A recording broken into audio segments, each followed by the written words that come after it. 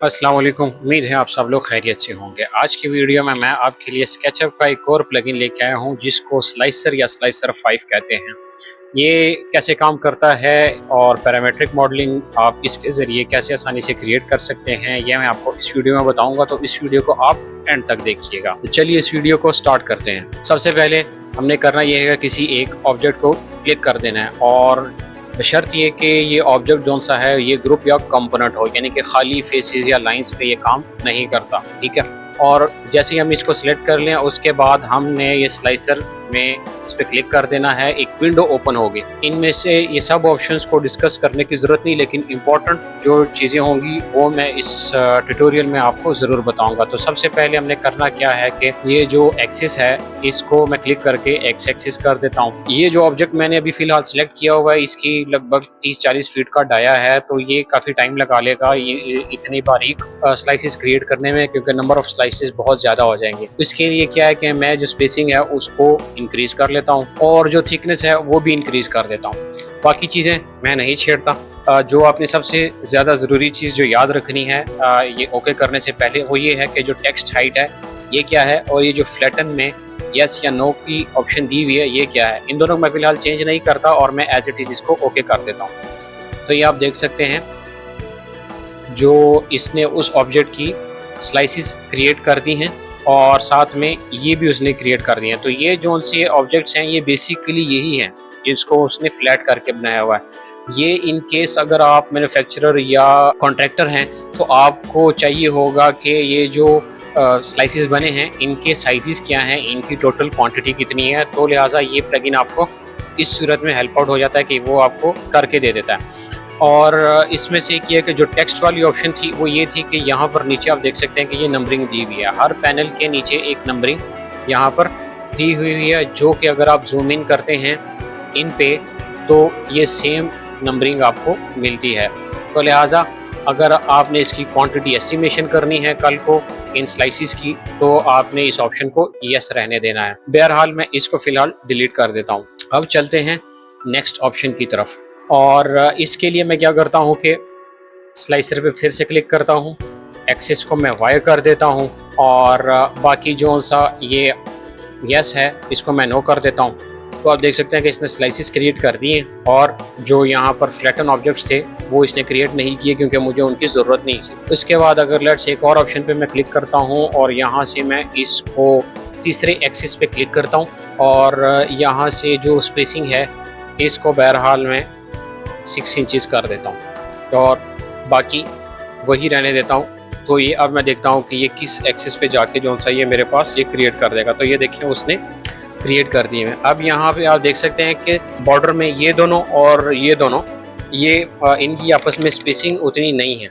Reason ये कि उसने एज टू एज उसको कंसिडर कर लिया है और जहाँ पे नहीं बनता दरमियान में उसने जो स्पेसिंग है वो दोनों तरफ उसने डाइवर्ट कर दी है। तो इन ऑब्जेक्ट्स के बाद अगर वो चीज़ पूरी नहीं बनती थी, क्योंकि ऑब्जेक्ट मैंने इनिशियली जो थिकनेस थी वो इतनी ही दी हुई थी। लेट्स से अगर मैं इसको चेंज कर देता हूँ और अब इसको जो सा है मैं फिर से स्लाइस करता हूँ, सेम ऑप्शंस रहने देता हूँ और फिर मैं देखता हूँ कि ये इनके दरमियान की जो स्पेसिंग है वो चेंज होती है या नहीं होती। तो ये देखिए ऑब्वियसली वो स्पेसिंग जो सी है वो चेंज हो जाती है। अब इसके बाद आते हैं कि हमारे पास अगर ऑब्जेक्ट थोड़ा सा अलग शेप का हो और उसमें हमें ये एक एक्सिस की बजाय ये 2 एक्सिस चाहिए और इसके लिए इससे पहले अगर मैं इसको यस कर दूं तो आपने ये देखना है कि अभी तक ये जितने भी हम एक्सिस सिलेक्ट करते थे तो एक्सिस एक होता था तो ये विंडो भी एक ही कंसीडर होती थी, लेकिन अब यहाँ पे एक्सिस 2 हैं। तो लिहाजा मैं जैसे ही इसको ओके करूँगा तो ये एक और विंडो ओपन हो जाएगी और ये साथ में मेंशन भी हो जाएगा कि ये जी एक्सिस वाई के लिए जो सा स्लाइस है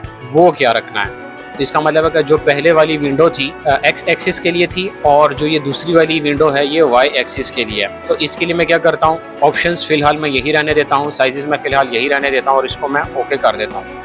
ये थोड़ा सा टाइम लेगा और उसके बाद उसको दोनों एक्सिस के अलॉन्ग इसको स्लाइस कर देगा। तो ये आप देख सकते हैं इसने स्लाइसिस जो सी हैं वो क्रिएट कर दी हैं। अब ये चूंकि नंबर ऑफ स्लाइसिस काफ़ी ज़्यादा थी इसलिए उसने टाइम भी ज़्यादा ले लिया है, तो इस हिसाब से मैं अगेन जो सा है ये स्पेसिंग जो सी है वो बढ़ा लेता हूँ दोनों के लिए, ताकि ये मेरे पास ये जो स्लाइसिस हैं वो जल्दी क्रिएट हो जाएं। तो आप देख सकते हैं कि ये इस केस में उसने उसको कलर कोड कर दिया हुआ है। आप ये देख सकते हैं कि ये जो इस एक्सिस में है, जो ग्रीन एक्सिस की डायरेक्शन में है वो इस कलर में है, जबकि जो ये रेड एक्सिस की डायरेक्शन में है वो इस कलर में है। और अब इसके साथ लेट से मैं तीसरी ऑप्शन जो सा है किसी और एक्सिस पे क्लिक करता हूँ और इसकी में जो एक्स जी की बजाय वाई जी कोई भी इन दोनों में से एक सिलेक्ट कर ले, ठीक है। और इसके साथ यही रहने देता हूँ।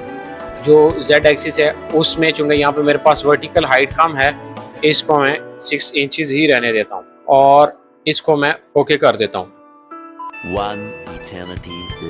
तो ये उसने जो सा है दोनों एक्सिस पे उसको भी क्रिएट कर दिया हुआ है। लेकिन यहाँ पे एक चीज आप देख सकते हैं कि जो शुरू में हमारे पास जो ऑब्जेक्ट था, अगर मैं इसको कंट्रोल जी करता हूँ तो ये आर्च शेप में था। लेकिन अगर मैं इसका जो सा है इसको स्लाइसिस में कन्वर्ट करता हूँ तो ये जो रेड एक्सिस के अलॉन्ग हमारे पास जो ऑब्जेक्ट्स थे वो इस केस में कन्वर्ट होके नीचे से फ्लैट हो गए हैं। ठीक है, तो ये बाज़-औक़ात प्लगइन इस तरह का जो कह लें कि ब्लंडर हो जाता है, लेकिन आपको इसके बाद इसको खुद ही से फिनिश करना होगा, खुद ही से सेट करना होगा। आपको बहरहाल काफ़ी हद तक ये काम करके दे देता है और आपने इसकी थोड़ी सी एडजस्टमेंट करनी होगी। यहाँ पे आप एक ये चीज़ ये भी याद रख सकते हैं कि इसने देखें इसने सब के लिए वो नहीं किया, उसने इवन इसी एक ही ऑब्जेक्ट में इसने सब के लिए वो वर्टिकल क्रिएट नहीं किए, कुछ के जोन से उसने एज इट इज़ भी रहने दिए हुए हैं। Last but not the least यहाँ पर एक और चीज़ यहाँ पे मैं क्लिक करता हूँ और इसके बाद में एक्सिस को जोन सा है वो चेंज करता हूँ। तो ये देखें ये मुझे बता रहा है कि the selected object is not a manifold solid. इसका क्या मतलब है? इसका मतलब ये है कि यहाँ पर ये जो ऑब्जेक्ट है ये है कुछ और, लेकिन ये जो नीचे वाली सरफेस है ये इसके बगैर भी ये कंप्लीट ऑब्जेक्ट है ये, ठीक है, और इसकी ज़रूरत नहीं है।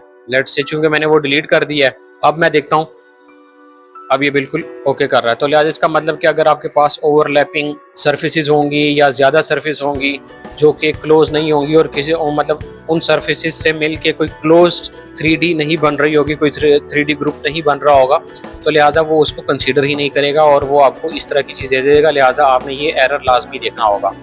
और एंड पे मैं एक और काम ये करता हूँ कि ये इस आर को सिलेक्ट कर देता हूँ और इन स्पेसिंग को मैं एज इट इज़ रहने देता हूँ।